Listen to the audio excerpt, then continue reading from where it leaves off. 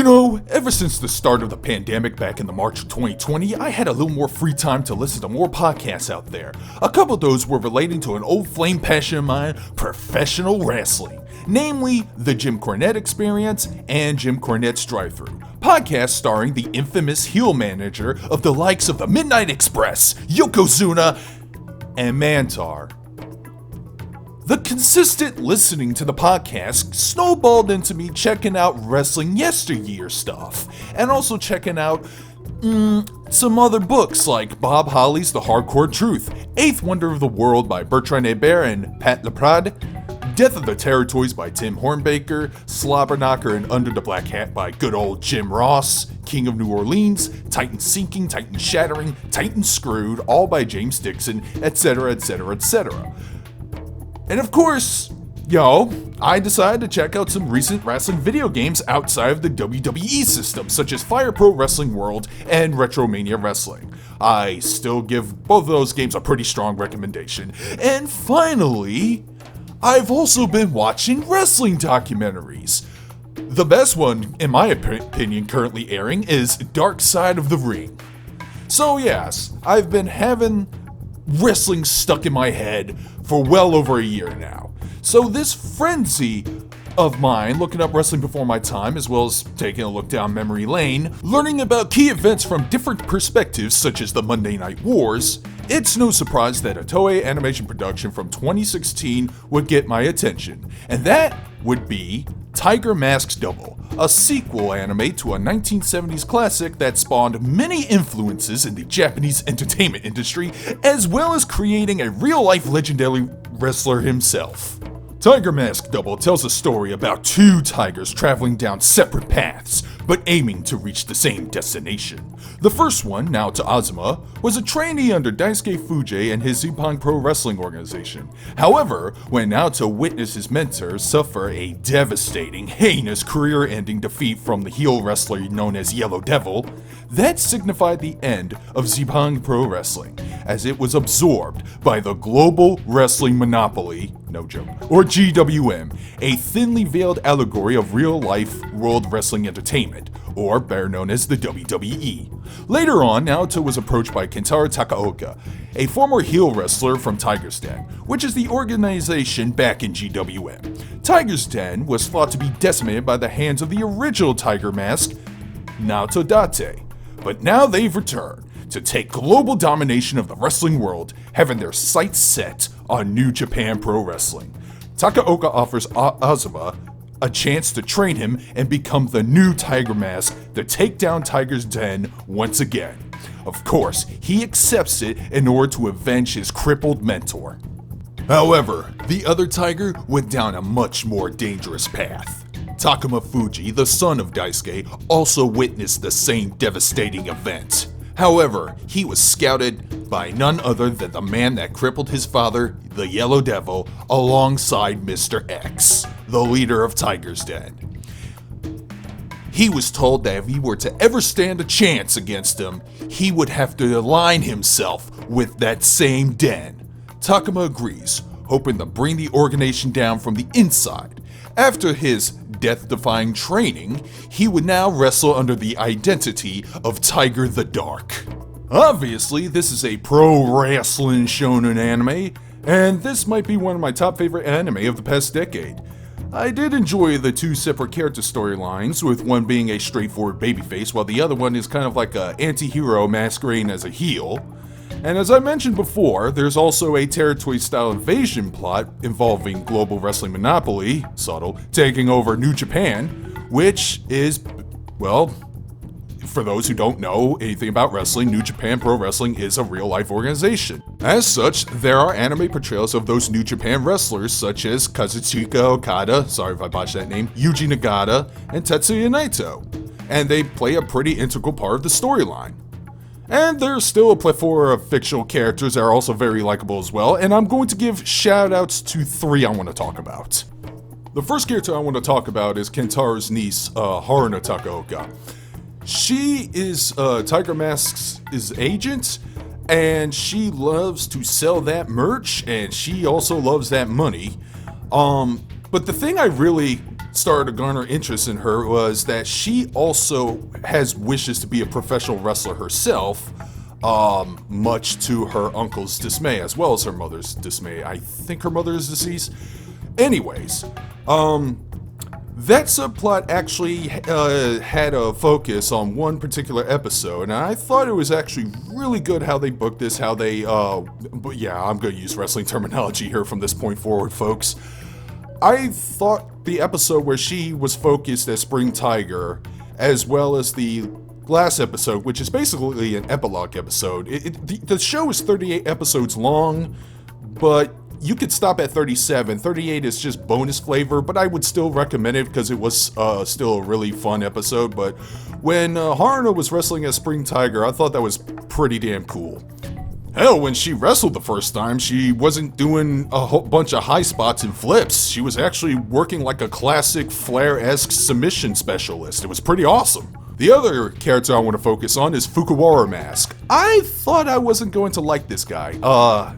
He's a comedy wrestler, and he wears this goofy Picasso-looking mask. I believe it's called a Fukuwara, hence the name. And, you know, he just does silly stuff, makes the audience laugh. Some people may like that comedy stuff. I know there are Orange Cassidy and Danhausen fans out there. Danhausen I understand. Cassidy, he never got me to laugh.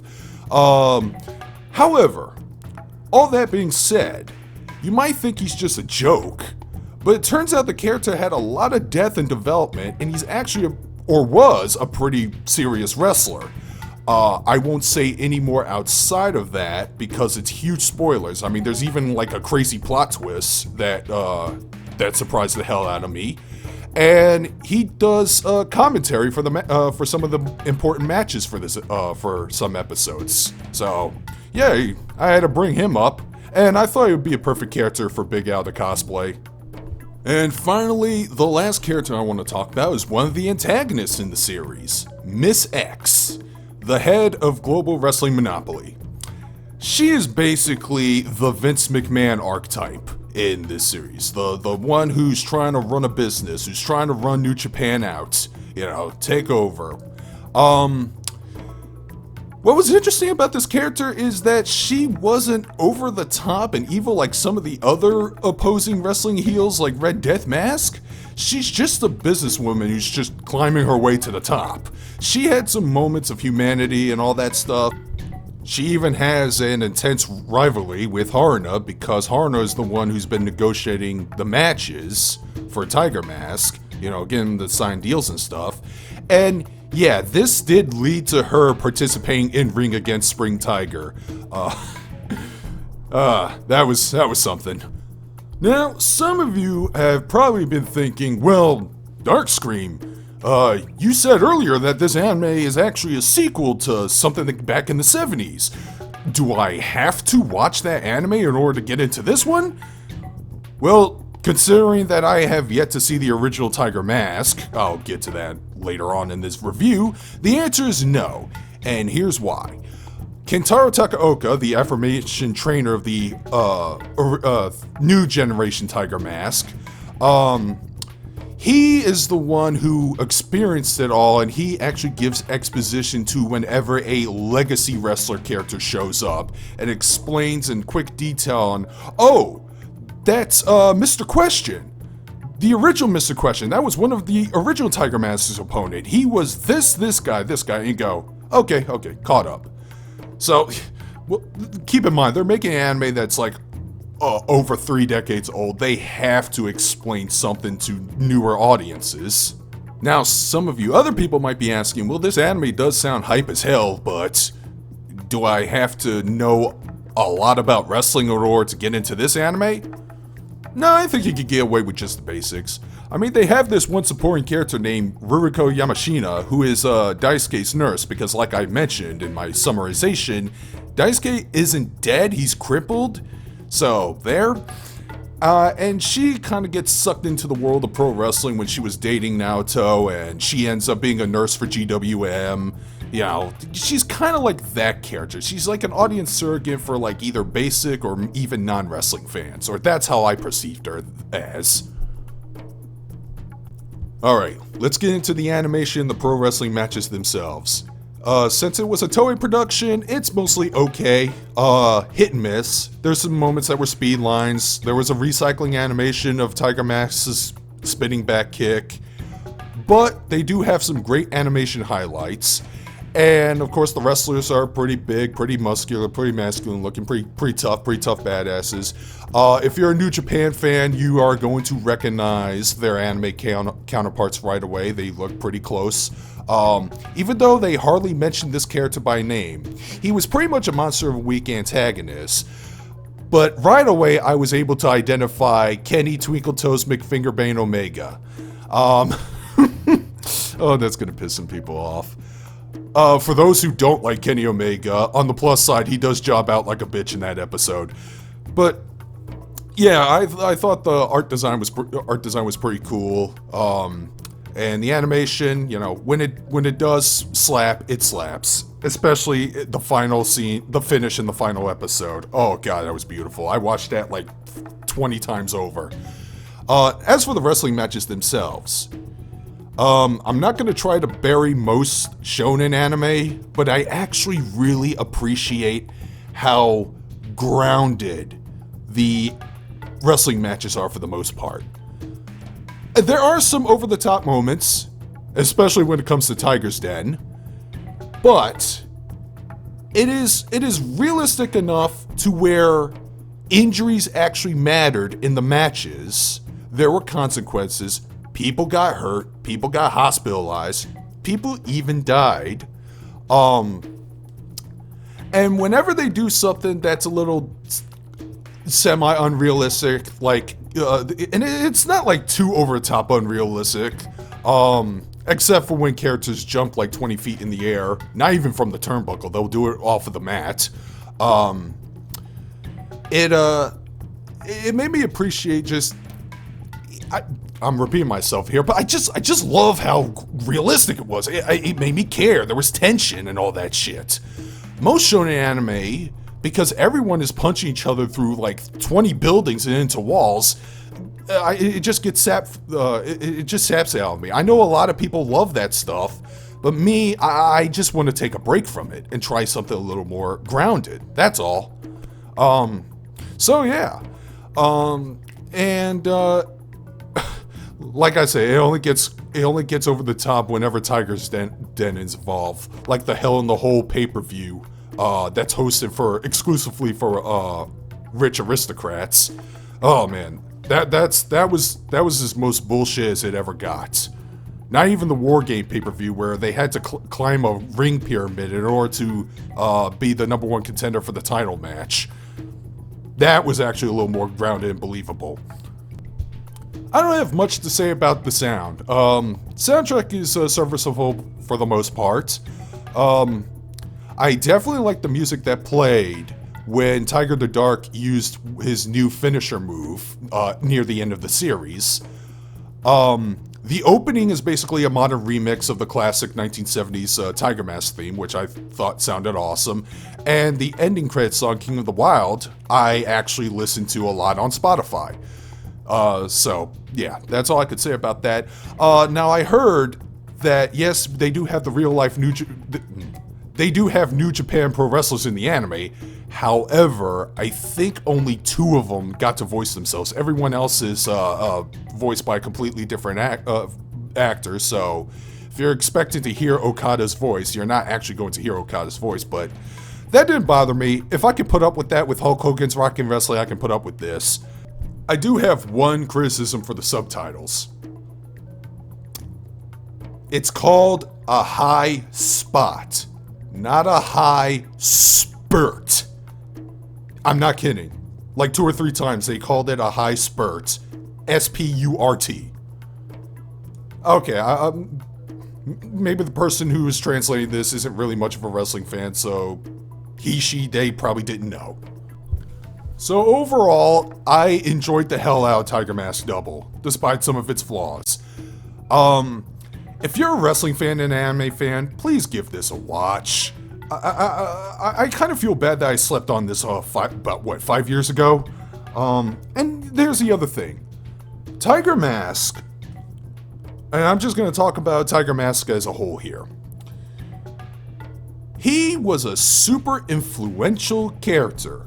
He was able to inspire a fantasy novel series called Green Saga, which in itself inspired Berserk. So Tiger Mask had a helping hand in creating Berserk, and I'm going to stick to that story. But also, if you play fighting games, I don't even need to tell you which Tekken character was inspired by Tiger Mask. You already frickin' know. But that's the thing. Tiger Mask, the anime character, I'm not talking about the wrestler, Satoru Sayama. I'm talking about the character that Sayama was based off of. Tiger Mask is hardly known outside of Japan. I think it had an anime adaptation in Italy, but I haven't heard any talks about bringing the series over here. And I'm not even asking for a dub. I'll take it subtitled. I don't care. Discotech Media does that all the time. If they license that, I'll be happy. And here's the other thing. I think there was another Tiger Mask anime in the 80s. I see some clips of it on YouTube, but I don't know what the context is. If someone can explain to me what that series is about or whatever, let me know in the comments section so I would like to know more. Because after seeing Tiger Mask Double, I want to see the original anime. The original anime sounds metal as fuck, especially that one description that Kentaro mentioned regarding Big Tiger and Black Tiger. Spoilers, apparently they were going to try to kill Tiger Mask, but they ended up stabbing and killing each other. And they actually showed footage from that 70s anime, and I thought, wow, that's pretty fucked up. And yes, of course, there was Satoru Sayama, who became the original real-life Tiger Mask. And even if you're not a wrestling fan, just YouTube some clips and highlights. This guy can move. He is a huge inspiration for one of my favorite current wrestlers, Rey Mysterio Jr., as well as him inspiring Ultimo Dragon and some of the other high-flying, fast-moving guys. And he was also a big rival to Dynamite Kid, who was covered on the latest episode of Dark Side of the Ring as the time of this recording. But yeah, it's just me saying I want more Tiger Mask. I really want to see the original anime, or the manga that it was based off of. Fuck it. I want to check out more of it, and I want to see some wrestling fans or some anime fans, old school anime fans, get on this train too. So, those are my thoughts on Tiger Mask Double. You can watch it on Crunchyroll or Verve, and I need to fact check this, but I think it's also on Tubi TV as well with advertisements. So yeah, that's how you would view this series as of today. Subtitled only, of course. That's why I didn't mention the English dub. So, I hope you guys enjoyed this review. It's been a while since I reviewed an anime. I'm glad I got something out. Leave a comment if you wish. And with that, this is Dark Screen signing out.